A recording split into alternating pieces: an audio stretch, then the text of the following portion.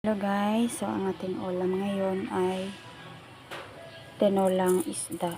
Kalimutan ko itanong ang pangalan nito guys. Basta para siyang malaking satsat. So lagyan lang natin ng asin.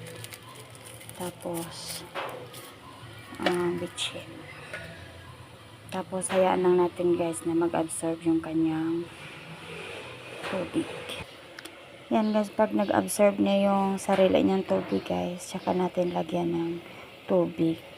Itong technique na to guys, para lang hindi madurog yung ating isda.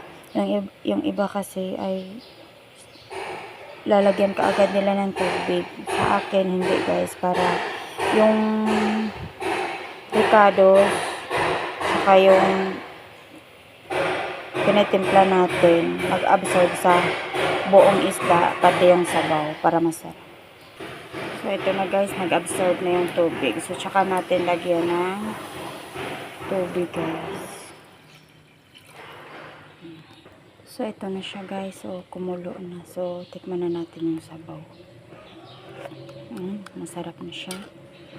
So ilalagay na natin yung ating fresh malunggay.